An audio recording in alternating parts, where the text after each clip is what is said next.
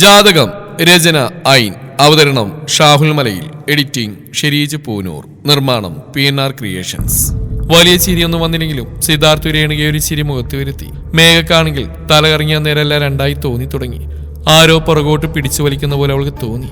ഭൈരവന്റെ വീട്ടുപടിക്കൽ കാറെടുത്തു വെക്കേണ്ട താമസം തന്നെ മേഘ നിലത്തേക്ക് കുഴഞ്ഞു വീണു. പക്ഷേ സിദ്ധാർത്ഥിന്റെ തോളിനരികിലൂടെ ഊർന്ന കാരണം പെട്ടെന്ന് തന്നെ സിദ്ധാർത്ഥ അവളെ പിടിച്ചു. അയ്യോ മോളെ എന്തു പറ്റി? പെട്ടെന്നുണ്ടായ മേഘയുടെ വീഴ്ചയിൽ രേണുകാകം ഭയന്നു പോയിരുന്നു. മേഘയുടെ വീഴ്ച കണ്ടപ്പോൾ ഭൈരവന് തന്നെ ദേഹാകെ വിറക്കുന്ന പോലെ തോന്നി. അയാൾക്ക് പെട്ടെന്ന് കാര്യം മനസ്സിലായി. കടുത്ത ശിവഭക്തിയായ മേഘക്ക് അടയാളം കിട്ടിയതാണ്. ബലിരൂപിക്കായി നോട്ടമിട്ട് വെച്ചിരിക്കുന്ന അവളെ ഇങ്ങോട്ടേക്ക് നല്ല ശക്തികൾ കയറ്റിവിടില്ല. ഇനി എങ്ങനെയെങ്കിലും കയറിയാൽ തന്നെ അവൾക്ക് ഓരോ അടയാളങ്ങൾ അവർ കാണിച്ചു കൊടുത്തോണ്ടിരിക്കും. ഭൈരവ, കുറച്ച് വെള്ളം എടുത്തോണ്ട് വാ. പുറത്തെ മേളങ്ങളൊക്കെ ജനലിലൂടെ വൈദ്യയും കാണുന്നുണ്ടായിരുന്നു. അച്ഛനകത്തേക്ക് വന്നപ്പോൾ അവളയാളുടെ അടുത്തേക്ക് ചെന്നു. എന്തേ, അവള് ചത്തോ? നീയൊന്നും മിണ്ടാണ്ടിരിക്കും വൈദേഹി, അവര് കേൾക്കും. ഭൈരവൻ വൈദ്യയോട് കാര്യം പറഞ്ഞു. അയാൾ വെള്ളം എടുത്തുകൊണ്ട് വരുമ്പോഴേക്കും സിദ്ധാർത്ഥ ശക്തിയിൽ കവിൾ തട്ടിയപ്പോൾ മേഘ ഉണർന്നിരുന്നു. എന്തു പറ്റിയതാ മോളെ? ഒന്നുമില്ല, എനിക്ക് ഇത്രയും കുഴപ്പമൊന്നും ഉണ്ടായിരുന്നില്ല. ഇപ്പൊ എന്തോ. അവൾ തലയിൽ കൈവച്ച് ഭീതിയോടെ ആ വീട് ആകമാനം നോക്കി. ഇവിടെ എന്തോ ഉണ്ട്, അവളുടെ മനസ്സ് പറഞ്ഞുകൊണ്ടിരുന്നു. സിദ്ധാർത്ഥിന് അവളുടെ ഭാവമൊക്കെ ഉണ്ടാകെ പരിഭ്രമം തോന്നി. വീട്ടിൽ നിന്നിറങ്ങുമ്പോൾ അവൾക്ക് യാതൊരു കുഴപ്പമുണ്ടായിരുന്നില്ല. ഇപ്പോഴാകെ വാടിത്തളർന്ന് കണ്ണുകളൊക്കെ വല്ലാതിരിക്കുന്നു. എന്ത് പറ്റിയെന്ന് ഇങ്ങനെ ചോദിക്കാൻ എന്തിരിക്കണു? പെട്ടെന്ന് അങ്ങോട്ട് വീഴാൻ തോന്നി വീണു, അത്രേ ഉള്ളൂ. വെള്ളക്കപ്പ് പിടിച്ചിരിക്കുന്ന ഭൈരവ വെപ്രാളത്തോടെ പെട്ടെന്ന് പറഞ്ഞപ്പോൾ സിദ്ധാർത്ഥ അയാളെ രൂക്ഷമായി നോക്കി. എത്ര നിസ്സാരമായിട്ടാണ് അയാൾ വീണ കാര്യം പറയുന്നത്. രേണുവൊക്കെ അയാൾ ആ പറഞ്ഞ തീരെ ഇഷ്ടപ്പെട്ടില്ല. ഭൈരവ, ഞങ്ങൾ പോവുകയാ, പിന്നെ ഒരു ദിവസം വരാം. അയ്യോ, അതെന്ത് പോക്ക, ഇവിടെ വരെ വന്നിട്ട്. ഭൈരവൻ പെട്ടെന്ന് തന്നെ വിനയമുള്ള ഗൃഹസ്ഥനായി. മേഘ, ഞാൻ പിടിക്കണോ? ഭൈരവൻ പറഞ്ഞ് ശ്രദ്ധിക്കാതെ സിദ്ധാർത്ഥ മേഘയോട് ചോദിച്ചു.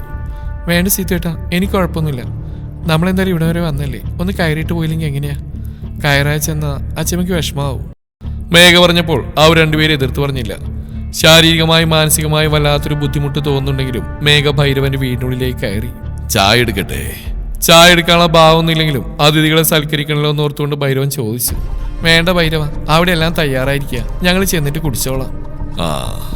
ഭൈരവൻ വെറുതെ ഒന്ന് ചിരിച്ചു കാണിച്ചു. വൈദേഹി എന്തേ? കാലത്ത് അവിടെ ഉണ്ടായിരുന്നു, തിരിച്ചു വരുന്ന കണ്ടില്ല. മിണ്ടാതെ ഇങ്ങോട്ട് പോന്നോ? അവൾക്ക് നല്ല സുഖമില്ല, കിടക്കുക. രേണുക ചോദിച്ചതിന് ഭൈരവനൊന്ന് പരിങ്ങിക്കൊണ്ട് സിദ്ധാർത്ഥിനെ നോക്കി പറഞ്ഞു. അതെന്താ അവൾക്ക് പെട്ടെന്നൊരു അസുഖം വന്ന്? രാവിലെ അവള് 100 നിൽക്കായിരുന്നല്ലോ അവിടെ. സിദ്ധാർത്ഥ് പിന്നെ എന്തോ പറയാമെന്നോ മേഘാവിനെ തോണ്ടി. കാലത്തിടന്ന സംഭവം രേണുക അറിഞ്ഞിട്ടില്ല. നിരഞ്ജനോടും പറഞ്ഞിട്ടുണ്ട് ആരോടും പറയരുതെന്ന്. വെറുതെ വീട്ടുകാർ തമ്മിൽ ഒരു വഴക്ക് വേണ്ടെന്ന് വെച്ചിട്ടാണ് ആരോടും പറയാതിരുന്നത്. സിദ്ധാർത്ഥ് പിന്നെ ഒന്നും മിണ്ടിയില്ല. അകത്തിരുന്നിരുന്ന വൈദേഹി ഇവർ പറയുന്നെല്ലാം കേൾക്കുന്നുണ്ടായിരുന്നു. അവൾ തന്റെ കവിളിൽ മെല്ലെ കൈവച്ചു. ആദ്യമായിട്ടാണ് ഒരാൾ മേൽ കൈവെക്കുന്നത്, അതൊരു പീറ പെണ്ണ്. കാണിച്ചു കൊടുക്കുന്നുണ്ട് ഞാൻ അവൾക്ക് വൈദേഹി ആരാണെന്ന്. എന്താ ഞങ്ങൾ ഇറങ്ങുക? കുറച്ച് കഴിയുമ്പോൾ മേഘയുടെ വീട്ടിലേക്ക് പോകണം. ഭൈരവൻ വരുന്നില്ലേ? ഇല്ല, ഞാനൊരു വ്രതത്തിലാ, നിങ്ങളൊക്കെ പോയിട്ട് വായോ. ഭൈരവൻ പറഞ്ഞപ്പോൾ രേണുക വെറുതെ ചിരിച്ചു. അല്ലെങ്കിൽ ഭൈരവൻ എന്നും വ്രത. രേണുക അങ്ങനെ പറഞ്ഞപ്പോൾ ഭൈരവന്റെ മുഖം വിളറി. നിശ്ചയമൊന്നും ഇല്ലാതിരുന്നതിനാൽ മേഘയുടെ വീട് സിദ്ധാർത്ഥിന്റെ ബന്ധുക്കൾ കുറെ പേരൊന്നും കണ്ടിട്ടുണ്ടായിരുന്നില്ല. അതുകൊണ്ട് മേഘയും സിദ്ധാർത്ഥും വിരുന്നിനായി മേഘയുടെ വീട്ടിലേക്ക് പോകുമ്പോൾ സിദ്ധാർത്ഥിന്റെ ബന്ധുക്കളും കൂടെ പോകും. അവളുടെ വീട്ടിൽ ചെറിയൊരു വിരുന്ന് എല്ലാവർക്കുമായിട്ടുണ്ടാവും. അതിന് പോകാനാണ് ഭൈരവനോട് വരുന്നില്ലേ എന്ന് ചോദിച്ച്. പിന്നെ അവർ അധിക നേരം അവിടെ ഇരുന്നില്ല. ഭൈരവന്റെ വീടിന്റെ സ്റ്റെപ്പുകൾ ഇറങ്ങുമ്പോഴും മേഘ വല്ലാതെ കുഴഞ്ഞു പോകുന്നുണ്ടായിരുന്നു. സിധു, നിങ്ങൾ വേഗം ഹോസ്പിറ്റലിലേക്ക് പോയിട്ട് വാ. കല്യാണക്കായിട്ട് ശരിക്കും ഉറങ്ങാതൊക്കെയാവും ഈ വയ്യായിക. രേണുക ഇറങ്ങുന്ന നേരം സിദ്ധാർത്ഥിനോടായി പറഞ്ഞു. പക്ഷേ ഭൈരവന്റെ വീട്ടിൽ നിന്ന് ഇറങ്ങിക്കഴിഞ്ഞ ചെമ്പരത്തിക്കാട് കഴിഞ്ഞപ്പോഴേക്കും മേഘയിൽ നിന്നും പോയ ഊർജ്ജമൊക്കെ കൈവന്ന പോലെ അവൾക്ക് തോന്നി. ഇപ്പോൾ ഒരു കുഴപ്പവുമില്ല, തല കറങ്ങുന്നുമില്ല, കണ്ണ് മഞ്ഞളിക്കുന്നുമില്ല, നടക്കുമ്പോൾ കുഴഞ്ഞു പോകുന്നില്ല. ഇപ്പൊ എനിക്ക് കുഴപ്പമൊന്നുമില്ല. നേരത്തെ എന്ത് പറ്റിയതാണാവോ? ഇനിയിപ്പോ ഹോസ്പിറ്റലൊന്നും പോകണ്ട. ഭൈരവന്റെ വീട്ടിലേക്കും തിരിഞ്ഞു നോക്കിക്കൊണ്ട് മേഘ രണ്ടുപേരോടുമായി പറഞ്ഞു. അവർ നോക്കിയപ്പോഴും ആളിൽ വലിയ കുഴപ്പമൊന്നും കാണാൻ പറ്റിയില്ല. എന്തായാലും വിരുന്നൊക്കെ പോയി കഴിഞ്ഞ് വന്നിട്ട് വല്ല ബുദ്ധിമുട്ടുണ്ടെങ്കിലും ഹോസ്പിറ്റൽ പോകാമെന്ന് വെച്ചു. രാവിലത്തെ ഭക്ഷണം കഴിഞ്ഞ് ബന്ധുക്കളും മേഘയും സിദ്ധാർത്ഥും എല്ലാവരും മേഘയുടെ വീട്ടിലേക്ക് തിരിച്ചു. വൈദേഹി അത്രയും നേരം അവരുടെ മുമ്പിൽ ഒളിച്ചു നടന്നെങ്കിലും ഇറങ്ങാൻ നേരം അവളും ബന്ധുക്കളുടെ ഒപ്പം കൂടി. പോകാൻ തീരെ ഇഷ്ടമുണ്ടായിട്ടല്ല, പക്ഷെ പോയേ പറ്റൂ. ഇനിയിപ്പോ കല്യാണം കഴിഞ്ഞ സ്ഥിതിക്ക് മേഘയെ എങ്ങനെയെങ്കിലും തട്ടിയെടുക്കാനുള്ള വഴികൾ നോക്കണം. അവളെ കാണാതായാൽ ആർക്കും സംശയം വരാത്ത രീതിയിൽ കഥകൾ ഉണ്ടാക്കണം. അതിനവളുടെ ചുറ്റുപാടുകളും മറ്റു കാര്യങ്ങളൊക്കെ മുഴുവൻ അറിഞ്ഞേ പറ്റൂ. അവളുടെ വീട്ടിൽ പോയ കുറച്ചുകൂടെ കാര്യങ്ങൾ വ്യക്തമായി മനസ്സിലാവും. മേഘയുടെ വീട്ടുമുറ്റത്ത് ഒരു കുഞ്ഞു പന്തലൊക്കെ ബന്ധുക്കൾക്കായി ഒരുക്കിയിട്ടുണ്ടായിരുന്നു. സുധാകരന്റെ ബന്ധുക്കളെ വിളിച്ച കൂട്ടത്തിൽ സുമതി, ആവണിയും ചീനിയൊക്കെ അവിടെ വന്നിട്ടുണ്ടായിരുന്നു. എല്ലാവരും എത്തിക്കഴിഞ്ഞ് അങ്ങോട്ടും ഇങ്ങോട്ടൊക്കെ പരിചയപ്പെട്ടു. വൈദേഹിയുടെ കണ്ണുകൾ അപ്പോൾ സുമതിയെ തേടി അലയുകയായിരുന്നു. തള്ളയെ കല്യാണ രാത്രിയിൽ തന്നെ നോട്ടമിട്ട് വെച്ചതായിരുന്നു. ആഗ്രഹിച്ച പോലെ തന്നെ സുമതി വൈദേഹിയുടെ മുമ്പിൽ വന്ന് ചാടി. ഏഴിലത്തെ തമ്പുരാട്ടിയായതിനാൽ വൈദേഹി കണ്ടപ്പോൾ സുമതി ബഹുമാനത്തോടെ മാറിയെന്നെങ്കിലും വൈദേഹി അവരുടെ അടുത്തേക്ക് ചെന്നു. അപ്പച്ചി എന്നെ ഓർക്കുന്നുണ്ടോ? വൈദേഹിയുടെ അപ്പച്ചി വിളിയിൽ സുമതിയുടെ മനസ്സിറഞ്ഞു. അയ്യോ, മോളെന്നെ എന്താ വിളിച്ച അപ്പച്ചിന്നോ? ആ അഹങ്കാരികൾ പോലും എന്നെ ഇത്ര സ്നേഹത്തോടെ അപ്പച്ചിന്ന് വിളിച്ചിട്ടില്ല. അഹങ്കാരികളോ? ആരാ അപ്പച്ചി? മേഘയും അനിയത്തിമാരെയുമാണ് സുമതി ഉദ്ദേശിച്ചെന്ന് മനസ്സിലായെങ്കിലും അവരുടെ വായിൽ നിന്ന് കേൾക്കാൻ വേണ്ടി വൈദേഹി എടുത്തു ചോദിച്ചു. അവറ്റകൾ തന്നെ, മേഘയും അമ്മോ അപ്പു ഭയങ്കര കൂടിയ നിങ്ങളാ മോളെ. എന്നാലും ആ പെണ്ണിന്റെ ഒരു ഭാഗ്യം നിങ്ങളുടെ വീട്ടിലൊക്കെ വന്ന് കയറാൻ പറ്റില്ലെന്ന് ഓർക്കുമ്പോഴാ നെഞ്ചിനകത്തൊരു പിരിവിരിപ്പ്. സുമതി താൻ വിചാരിച്ചതിനേക്കാളും കൂടിയ മുതലാണെന്ന് മനസ്സിലായപ്പോൾ വൈദേഹിക്കും വല്ലാത്ത സന്തോഷം തോന്നി. ദാ വെള്ളം. അപ്പോഴേക്കൊരു പെൺകുട്ടി ട്രെയിൽ കൊണ്ടുവന്ന് വെള്ളം വൈദേഹി കൊടുത്തു. ഓ, അവിടെ ഒരു പത്രാസ്. അവറ്റകളുടെ കൂട്ടത്തിൽ കൂട്ടാൻ പറ്റിയ സാധന ഇപ്പൊ പോയത്. അതാരാ അപ്പച്ചി? ഞാൻ കല്യാണത്തിന് കണ്ടിരുന്നു. ഇവിടുത്തെ ബന്ധുവോ മറ്റാണോ? ആ, ബന്ധുവൊക്കെ തന്നെ. എന്റെ മരുമോളാ. എന്റെ മോന് പറ്റിയൊരു അബദ്ധം. സുമതി പറഞ്ഞു കേട്ടപ്പോൾ വൈദേഹി ഉള്ളിൽ ചിരിച്ചു. കാര്യങ്ങളെല്ലാം തന്റെ വഴിക്ക് തന്നെയാണ് വരുന്നത്. ആ, എന്താ അപ്പച്ചി അങ്ങനെ പറഞ്ഞു? കാഴ്ചയൊക്കെ കൊള്ളാലോ. കാഴ്ചയൊക്കെ കൊള്ളാം. പറഞ്ഞിട്ട് എന്ത് കാര്യമുണ്ട്? അവിടുത്തെ സിദ്ധുമോന് പറ്റിയ തന്നെ ഞങ്ങൾക്കും പറ്റി. ആ, എന്താ? വൈദേഹിക്ക് സുമതി പറഞ്ഞ പെട്ടെന്ന് മനസ്സിലായില്ല. മോൾക്ക് മനസ്സിലായില്ലേ? ധർമ്മ കല്യാണം. ശബ്ദമടക്കി പറഞ്ഞുകൊണ്ട് സുമതി ഒന്നുകൂടെ വൈദേഹിയുടെ അടുത്തേക്ക് നീങ്ങി. അവിടുത്തെ സിദ്ധുമോന് വല്ലതും കിട്ടിയിരുന്നോ? എന്തോ കുറച്ച് നക്കാപ്പിച്ച സ്വർണ്ണല്ലേ കിട്ടിയത്. അതുപോലെ തന്നെ ഞങ്ങൾക്കും പറ്റിയത്. വലിയ കൊമ്പത്തെ പെണ്ണാന്നൊക്കെ പറഞ്ഞ് കെട്ടിച്ചതാ. തന്തയുടെ കയ്യിൽ 10 പൈസ എടുക്കാനില്ലാന്ന് കല്യാണം കഴിഞ്ഞപ്പോഴറിഞ്ഞ്. പിന്നെ എന്തോ പിച്ചക്കാശ് തന്നു. ആർക്ക് വേണത്? അയ്യോ, അതുവല്ലാത്ത കഷ്ടായി പോയല്ലോ. ഉള്ളിൽ പരിഹാസത്തോടെ ചിരിച്ച് പുറമേക്ക് സങ്കടം ഭാവിച്ചുകൊണ്ട് വൈദേഹി പറഞ്ഞു. ആ മോളെ, ഇനി ഒന്നും പറഞ്ഞിട്ട് കാര്യമില്ലല്ലോ. തലയിൽ പെട്ടുപോയില്ലേ എന്റെ മോന്റെ ഒരു വിധി. എന്റെ മോൻ എന്തൊക്കെ സ്വപ്നങ്ങളായിരുന്നോ, എല്ലാം കഴിഞ്ഞു. ഇനിയിപ്പോ അങ്ങനെയൊക്കെ അങ്ങ് പോവാ. അല്ലാണ്ടെന്ത്? അവന് മേഘയെ വലിയ ഇഷ്ടമായിരുന്നല്ലോ. ഇപ്പൊ തോന്നും ആ അഹങ്കാരിയെ കെട്ടിയെടുക്കുന്നതിലും ഭേദം മേഘയെ കെട്ടിയെടുക്കുന്നതായിരുന്നു എന്ന്. എങ്കിൽ കുറച്ച് കൂടുതൽ സ്വർണ്ണെങ്കിലും കിട്ടിയേനെ. സുമതി പറയുന്നതൊക്കെ ശ്രദ്ധിച്ചിട്ടിരിക്കായിരുന്നു വൈദേഹി. നല്ല തള്ളയും മോനും. അപ്പൊ ജീവന് മേഘ ഇപ്പോഴും ഇഷ്ടമാണോ? പിന്നെ കാണാണ്ടിരിക്കോ? ചെറുപ്പത്തിലേ പറഞ്ഞു വെച്ച ബന്ധമായിരുന്നല്ലോ അത്. ഓരോ കാലക്കേണ് ഓരോന്ന് സംഭവിച്ചു. ഇനി അതൊന്നും പറഞ്ഞിട്ട് കാര്യമില്ല. സുമതി ബന്ധുക്കളോട് എന്തോ പറഞ്ഞ് ചിരിച്ചിരിക്കുന്ന മേഘയെ നോക്കിക്കൊണ്ട് നെടുവീർപ്പിട്ടു. അപ്പൊ ജീവൻ ഇപ്പോഴത്തെ പെണ്ണിന് വലിയ താല്പര്യം ഇല്ല അല്ലേ അപ്പച്ചി? പിന്നെ താല്പര്യം ഇരുതലമൂർച്ചയുള്ള വാളാ പെണ്ണിന്റെ നാക്ക്. അവൻ അവളെ കണ്ണീർ നേരെ കണ്ടുകൂടാ. പിന്നെ കെട്ടിപ്പോലോന്നോർത്ത് സഹിക്കുന്ന. ഇപ്പോഴും ഞങ്ങളൊക്കെ പോന്നിട്ട് അവൻ വിഷമം കൊണ്ട് വീട്ടിലിരിക്കുക. ആണോ? എന്നാ ശരി, അങ്ങോട്ടേക്ക് ചെല്ല്. അവിടെ എല്ലാവരും അപ്പച്ചിയെ തിരക്കുന്നുണ്ട്. സുമതിയിൽ നിന്ന് ആവശ്യമുള്ള വിവരങ്ങൾ കിട്ടിക്കഴിഞ്ഞപ്പോൾ വൈദേഹി പതുക്കെ അവിടെ നിന്ന് മുങ്ങി. ജീവനെ ഒന്ന് തനിച്ച് കാണുമെന്നുണ്ടായിരുന്നു.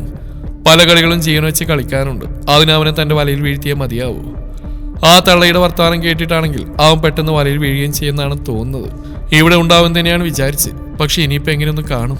വൈദേഹിക്കാകെ നിരാശ തോന്നി. എല്ലാവരും ഭക്ഷണം കഴിക്കാൻ തിരക്കിലാണ്. ഭൈരവനുള്ള പോലെ അന്ന് വൈദേഹിക്കും വ്രതം തന്നെയാണ്. അമാവാസി നാളിലുള്ള പ്രത്യേക വ്രതം. ഭൈരവൻ എല്ലാവരുടെയും മുമ്പിൽ തികഞ്ഞ സാത്വികനായതിനാൽ വ്രതമുണ്ടെന്നൊക്കെ പറഞ്ഞാൽ ആരും എന്ത് ചെയ്തൊന്നും തിരക്കിയൊന്നുമില്ല. പക്ഷെ വൈദേഹിക്ക് വ്രതമാണെന്ന് പറഞ്ഞാൽ ബന്ധുക്കൾ എന്തായതെന്നൊക്കെ തിരക്കും. അത് കാരണം വ്രതമുള്ളത് അവൾ ആരോടും പറഞ്ഞിരുന്നില്ല. എന്തായാലും ഇവിടെ വരെ വന്നിട്ട് ജീവനെ കാണാൻ പോകുന്നത് എങ്ങനെയാണ്? അവിടെ ആരും ഇല്ലെന്നല്ലേ അവർ നേരത്തെ പറഞ്ഞ്. സുമതിയുടെ വീട് ഏതാണെന്നൊക്കെ അറിയാം. അവൾ ആരുടെയും ശ്രദ്ധയിൽപ്പെടാതെ പതുക്കെ അങ്ങോട്ടേക്ക് തിരിഞ്ഞു. കുറി കമ്പനിയുടെ ഓണർക്ക് പൈസ കൊണ്ടുകൊടുത്തതിന് ശേഷം അത് പുതുതായി തുടങ്ങാനുള്ള ഓരോ പരിപാടിയിലായിരുന്നു ജീവൻ. പൊളിഞ്ഞ കുറി കമ്പനി രണ്ടാമത് തുടങ്ങുമ്പോൾ നന്നായി പരസ്യമൊക്കെ ചെയ്യണം. പിന്നെ ഇൻവെസ്റ്റേഴ്സിനെ കിട്ടണം. നാട്ടിലെ കുറെ പ്രമാണിമാരെയൊക്കെ ജീവൻ പൈസ ഇൻവെസ്റ്റ് ചെയ്യാൻ വിളിച്ചു നോക്കിയെങ്കിലും ആദ്യം പൊളിഞ്ഞുപോയ ആ കുറി കമ്പനി ഇൻവെസ്റ്റ് ചെയ്യാൻ ആരും വലിയ താല്പര്യം കാണിച്ചില്ല. താനിത് ഏറ്റെടുക്കാൻ തീരുമാനിച്ചൊരു അബദ്ധമായി പോയെന്ന് ജീവനൊരു നിമിഷം തോന്നി. ആദ്യം നല്ല രീതിയിൽ പൈസ ഇറക്കാതെ തുടക്കത്തിൽ നല്ല ബുദ്ധിമുട്ടാണ്. പക്ഷെ ഒന്ന് ഓണായി കിട്ടിയാൽ പിന്നെ തന്നെ പിടിച്ചാൽ കിട്ടില്ല. അതോർത്തപ്പോൾ ജീവൻ ചെറിയൊരു സന്തോഷമൊക്കെ തോന്നി. അവൻ പുറത്തെ ഗ്രില്ലിന്മേൽ കാലുവെച്ച് കസേരയിൽ മലർന്നിരുന്നുകൊണ്ട് വസന്തനെ വിളിച്ചു. പൈസയുടെ കാര്യം കേട്ടപ്പോൾ തന്നെ വസന്തൻ ഉറഞ്ഞുള്ളി. എന്റെ പൊന്നു ജീവ, നീ ഇത് എന്ത് കണ്ടിട്ട് എന്നോട് പൈസ ചോദിക്കുന്നത്? ഈ കണ്ട കാശ് മുഴുവൻ ചെലവാക്കിയിട്ടാണ് ഞാൻ കല്യാണം നടത്തിയത്. ഇനി എന്റെ എവിടുന്നാ? നിനക്കൊക്കെ തന്നെയല്ലേ എനിക്കുള്ളതെല്ലാം സ്ത്രീധനം എന്ന് പറഞ്ഞ് ഞാൻ കൊണ്ടുവന്ന്. അതിന് ഞാൻ ഇൻവെസ്റ്റ് ചെയ്യാനാ ചോദിച്ചു. അല്ലാതെ പിന്നെ മോൾക്ക് സ്ത്രീധനം കൊടുത്ത കാര്യമൊന്നും എന്നെ കൊണ്ട് പറയിപ്പിക്കാതിരിക്കുന്നത് നിങ്ങൾ നല്ലത്. അതെന്താണെന്ന് എനിക്ക് അങ്ങനെ ഒരു വർത്താനം. നീ എന്താടാ ഈ വസന്തനെ പറ്റി വിചാരിച്ചേ? വസന്തന്റെ വർത്താനം കേട്ടപ്പോൾ അയാൾ കാലത്തിന് രണ്ടെണ്ണം അടിച്ചിട്ടുണ്ടെന്ന് ജീവന് മനസ്സിലായി. ദേ തന്നേ, കള്ളുടിച്ചിട്ടുണ്ടെങ്കിൽ വാറ്റി കിടക്കണം. അല്ലാതെ എന്നോട് വെറുതെ അനാവശ്യം പറഞ്ഞാലുണ്ടല്ലോ. തന്റെ മോളായിരിക്കും ഇവിടെ കിടന്ന് അനുഭവിക്കാൻ പോകുന്നത്. വെച്ചിട്ട് പോടൂ. ആദ്യം പറഞ്ഞ് ജീവൻ ദേഷ്യത്തോടെ ഫോൺ കട്ട് ചെയ്തു. എന്നിട്ടും ദേഷ്യം മാറാത്ത മനസ്സിന്റെ മനസ്സമാധാനത്തിന് വസന്തനെ 2 തെറിയും വിളിച്ച് വെറുതെ സൈഡിലേക്ക് നോക്കുമ്പോഴാണ് അവിടെ വൈദേഹി നിൽക്കുന്നത് കണ്ടത്. താനാ വസന്തനെ സംസാരിച്ച് കേട്ടോ? അങ്ങനെയാണെങ്കിൽ മാനം പോയി. മിക്കവാറും കേട്ടിട്ടുണ്ടാവും. ജീവനാകെ ചമ്മൽ തോന്നി. ആ ഇതായിരുന്നു, ഇതെപ്പോ വന്നു? ഞാൻ ഇപ്പൊ വന്നേ ഉള്ളൂ. വൈദേഹി പറഞ്ഞപ്പോൾ ജീവന് സമാധാനമായി. അപ്പോൾ താൻ വസന്തനുമായി സംസാരിച്ചൊന്നും കേട്ടിട്ടുണ്ടാവില്ല. ജീവൻ അവൾ ആകമാനവും നോക്കി. ആകാശ നീല നിറത്തിലുള്ള പട്ടുസാരിയാണ് വേഷം. അഴിച്ചിട്ട മുടിയിൽ കുറച്ച് മുല്ലപ്പൂമാല ചൂടിയിട്ടുണ്ട്. കണ്ണുകൾ കട്ടിയിൽ നീട്ടി എഴുതിയിരിക്കുന്നു. ആകാശ നീല നിറത്തിലുള്ള കല്ലുവെച്ച മൂക്കുത്തി ഉച്ചവയിൽ തട്ടി വല്ലാതെ തിളങ്ങുന്ന പോലെ.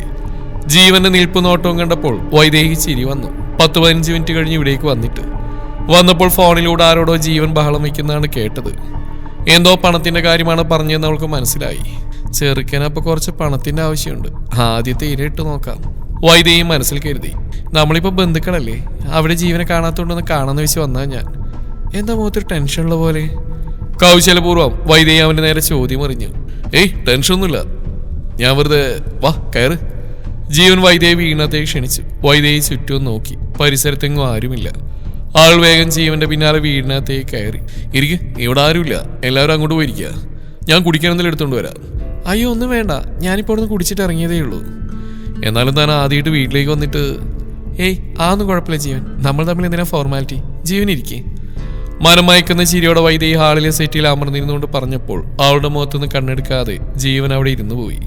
എന്തൊരഴകാണ് പെണ്ണിന്, ഒരു തരം സർപ്പ സൗന്ദര്യം. ഒരു തവണ നോക്കിയാൽ പിന്നെ കണ്ണെടുക്കാൻ തോന്നില്ല. പലതവണ പുറത്തേക്ക് വെച്ച് കണ്ടിട്ടുണ്ടെങ്കിലും നമുക്കൊന്നും അടുത്തേക്ക് ചെല്ലാൻ സാധിക്കാത്തതിനാൽ അങ്ങനെ ശ്രദ്ധിക്കാൻ പോയിട്ടില്ല. പക്ഷെ ഇപ്പോൾ ഇത്ര അടുത്ത്. എന്താ ഇങ്ങനെ നോക്കുന്നേ? മധുരമൂർന്ന ശബ്ദത്തിൽ വൈദേഹി പെട്ടെന്ന് ചോദിച്ചപ്പോൾ ജീവനാകെ വിളറിപ്പോയി. ഏയ് ഞാൻ ചുമ്മാ. അതുപോട്ടെ, ജീവൻ എന്താ അവിടെ വിരുന്നിന് വരാതിരുന്നത്? എല്ലാവരും ഉണ്ടല്ലോ. പ്രത്യേകിച്ചൊന്നുമില്ല, എനിക്കിവിടെ കുറച്ച് കാര്യങ്ങളുണ്ടായിരുന്നു. അതൊന്നും എല്ലാം അങ്ങോട്ട് വരാതിരിക്കുന്നതിന് കാരണം എനിക്കറിയാം. സാരല്ലേ ജീവ, ആർക്ക് മനസ്സിലായില്ലെങ്കിലും ജീവൻ എനിക്ക് മനസ്സിലാവും. നമ്മൾ രണ്ടാളും മോഹിച്ച ജീവിതം കിട്ടിയില്ല. അങ്ങനെ നോക്കുമ്പോൾ നമ്മൾ തുല്യ ദുഃഖിതരാണ്, അല്ലേ ജീവ? ശരിക്കും പറഞ്ഞാൽ ആ ഒരു കാരണം കൊണ്ട് തന്നെയാ എനിക്ക് ജീവനോട് ഇത്രയും അടുപ്പം തോന്നുന്നു. ജീവൻ സത്യത്തിലാവുന്നല്ല പോവാതിരുന്നതിന്റെ കാരണം ഇനിയും മേഘയുടെ മുമ്പിൽ ചെന്ന് ചാടാനുള്ള ധൈര്യമില്ല. അവളുടെ കയ്യിൽ നിന്ന് കിട്ടിയ അടിയുടെ ചൂട് ഇതുവരെയും പോയിട്ടില്ല. അതോർത്തപ്പോൾ തന്നെ ജീവൻ ദേഷ്യം കൊണ്ട് പല്ല് കടിച്ചു. ജീവ എന്താ മിണ്ടാത്ത്? ഒന്നുമില്ല, വൈദേഹി അങ്ങനെ പറഞ്ഞപ്പോൾ ഞാൻ ഓരോന്ന് ഓർത്തിരുന്നു പോയതാ. അയ്യോ, ഞാൻ ജീവനെ വിഷമിപ്പിച്ചോ? പെട്ടെന്ന് വൈദേഹി താൻ ഇരുന്നിടത്തുനിന്ന് എഴുന്നേറ്റ് എതിരിരുന്നിരുന്ന ജീവന്റെ അടുത്തേക്ക് ചെന്ന് ചേർന്നിരുന്നു. തന്റെ ശ്വാസം നിലക്കുന്ന പോലെ ഒരു നിമിഷം ജീവന് തോന്നി. വൈദേഹി തന്റെ തൊട്ടടുത്ത്. അവന് വിശ്വസിക്കാൻ കഴിയുന്നുണ്ടായിരുന്നില്ല. ആദ്യമായിട്ട് ഞാൻ ഇവിടെ വന്ന് ഓരോന്ന് പറഞ്ഞ് സങ്കടപ്പെടുത്തി. സോറി ജീവ. സോറിയുടെ പറഞ്ഞ് വൈദേഹി തോളിൽ കൈവച്ചപ്പോൾ ഒരു നിമിഷം ശ്വാസം എടുക്കാൻ പോലും പറ്റാതെ ജീവൻ ഇരുന്നു പോയി. വല്ലാതെ മതിപ്പിക്കുന്ന ഒരു തരം ഗന്ധവളിൽ നിന്ന് വരുന്നത് അവനെ കൂടുതൽ ഉന്മാദാവസ്ഥയിലേക്ക് കൊണ്ടുപോയി. എന്തിനാ വൈദേഹിനോട് സോറി പറയുന്നത്? അതിനൊന്നും ആവശ്യമില്ല. സത്യം പറയാലോ, വൈദേഹിയോട് സംസാരിക്കുമ്പോൾ എനിക്ക് നല്ല റിലാക്സേഷൻ തോന്നുന്നുണ്ട്. ഞാൻ ഇത്ര നേരം നല്ല ടെൻഷനിലായിരുന്നു, ഇപ്പോഴൊന്ന് സമാധാനമായത്. എന്റെ ഭാര്യയിൽ നിന്ന് പോലും ഇത്രയ്ക്ക് സമാധാനവും സന്തോഷവും റിലാക്സേഷനും ഒന്നും ഇതുവരെ എനിക്ക് കിട്ടിയിട്ടില്ല. തോളിൽ വെച്ച് അവളുടെ കയ്യിലും തലോടിക്കൊണ്ട് ജീവൻ പറഞ്ഞു. ആണോ? അപ്പൊ ഞാൻ നേരത്തെ ചോദിച്ചപ്പോൾ ഒന്നുമില്ലെന്ന് പറഞ്ഞതോ? വൈദേഹി എന്ന് ചുണ്ടുകൂട്ടിക്കൊണ്ട് പരിഭവത്തോടെ പറഞ്ഞു. അങ്ങനെ ചുണ്ടുവെച്ചപ്പോൾ അവളുടെ അഴക് ഒന്നുകൂടെ വർദ്ധിച്ച പോലെ. ജീവൻ അവളുടെ ചുവന്ന തൊടുത്ത ചുണ്ടുകളിലൊന്ന് തലോടാനും പറ്റുമെങ്കിൽ അവളൊന്ന് ചുംബിക്കാനും വല്ലാത്ത കൊതി തോന്നിപ്പോയി. ഇങ്ങനെ നോക്കിയിരിക്കാതെ കാര്യം പറ ജീവ. വൈദേഹി വീണ്ടും കൊഞ്ചി. അത് വേറൊരു കാര്യം വൈദേഹി, എന്റെ ബിസിനസിന്റെ കാര്യമായിട്ട് ബന്ധപ്പെട്ട്. അതുപോട്ടെ, പിന്നെന്തെങ്കിലും വിശേഷം? ജീവ കാര്യം എന്താണെന്ന് പറയും. നമ്മൾ ഇത്രയും ക്ലോസ് ആയ സ്ഥിതിക്ക് എന്നോട് ഷെയർ ചെയ്യുന്നില്ല, എന്താണ് ബുദ്ധിമുട്ട്? അത് വൈദേഹി, ഞാനിവിടെ ഒരു ഫൈനാൻസ് കമ്പനി റീസ്റ്റാർട്ട് ചെയ്യാനുള്ള പരിപാടിയിലായിരുന്നു. ടൗണിൽ നടന്നുകൊണ്ടിരിക്കുന്ന ഫൈനാൻസ് ആയിരുന്നു അത്. ഞാൻ മുഴുവൻ പണം കൊടുത്ത് വാങ്ങി. ഇപ്പോൾ പ്രശ്നം എന്താണെന്ന് വെച്ചാൽ അതൊന്ന് രണ്ടാമത് റണ്ണിങ് ആയി കിട്ടാൻ കുറച്ച് പണത്തിൻ്റെ ആവശ്യമുണ്ട്. ഇൻവെസ്റ്റേഴ്സിനൊന്നും കിട്ടിയിട്ടില്ല. കുറേ ആൾക്കാരെ ഞാൻ വിളിച്ചു നോക്കുന്നു. അതിൻ്റെയൊക്കെ ഒരു ഇതായിരുന്ന കാര്യം. ഞാൻ വിചാരിച്ച് വേറെന്തോ മലമറിക്കുന്ന കാര്യമാണെന്ന്. ഈ കണ്ട ആൾക്കാരെ വിളിച്ചതിനിടയ്ക്ക് ജീവൻ എന്നെ ഓർമ്മ വന്നില്ലല്ലോ. ഞാനിപ്പോൾ നിങ്ങളുടെ ബന്ധുവല്ലേ? അയ്യോ, അതിപ്പോൾ വൈദേഹിയോട് ഞാനെങ്ങനെ ഇതൊക്കെ പറയാ? അതിനിപ്പോൾ എന്താ, ഒന്ന് ചോദിച്ചു നോക്കിയെങ്കിലും ചെയ്യായിരുന്നു. ഇനി പറ, ജീവൻ എത്ര രൂപയാ വേണ്ടത്? വൈദേഹിയുടെ ചോദ്യം കേട്ടപ്പോൾ ജീവൻ വീണ്ടും ഞെട്ടിപ്പോയി. പറ ജീവ, ജീവൻ എത്ര രൂപയാ വേണ്ടത്? അവന് സ്റ്റാർട്ടിങ്ങിൽ തന്നെ ഒരു 20 ലക്ഷങ്ങൾ കിട്ടിയിരുന്നെങ്കിൽ ഒന്ന് തുടങ്ങി കിട്ടുന്ന ബുദ്ധിമുട്ടേ ഉള്ളൂ, പിന്നെ അങ്ങോട്ട് ശരിയായിക്കോളൂ. അപ്പം ശരി, ജീവന്റെ കമ്പനിയിലെ ഫസ്റ്റ് ഇൻവെസ്റ്റർ ഞാൻ. 20 വേണ്ട, 25 ലക്ഷം തന്നെ ആയിക്കോട്ടെ, ഞാൻ ഇൻവെസ്റ്റ് ചെയ്യാം. സത്യമാണോ വൈദേഹി പറയുന്നത്? ജീവൻ മിഴിഞ്ഞ കണ്ണുകളോട് അവനെ നോക്കിക്കൊണ്ട് ചോദിച്ചു. പിന്നെ സത്യമല്ലാതെ എനിക്ക് പ്രിയപ്പെട്ടവർക്ക് വേണ്ടി ഞാൻ എന്തും ചെയ്യും ജീവ. അപ്പൊ ഞാൻ വൈദേഹിക്ക് പ്രിയപ്പെട്ടവനാണെന്നാണോ? ഒരു കള്ളച്ചിരിയോടെ ജീവൻ ചോദിച്ചപ്പോൾ വൈദേഹി അവനെ വശ്യമായി നോക്കി. അല്ലാതെ പിന്നെ, നമ്മൾ ഒരേ തൂവൽ പക്ഷികളല്ലേ ജീവ. അപ്പൊ ജീവൻ എനിക്ക് ഏറെ പ്രിയപ്പെട്ടവൻ തന്നെയാ. ഒത്തിരി നന്ദിയുണ്ട് വൈദേഹി.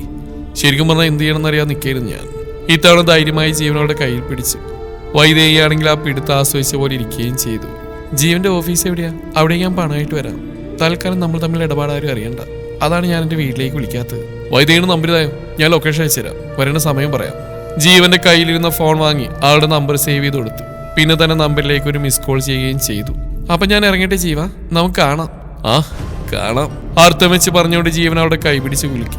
രണ്ടുപേരും പരസ്പരം കണ്ണുകളിലേക്ക് നോക്കി ചിരിക്കുമ്പോഴാണ് ആവണി അടുക്കള വഴി കയറി വന്ന്. തുടരും ഈ കഥയുടെ ബാക്കി ഭാഗം നാളെ ഇതേ സമയം.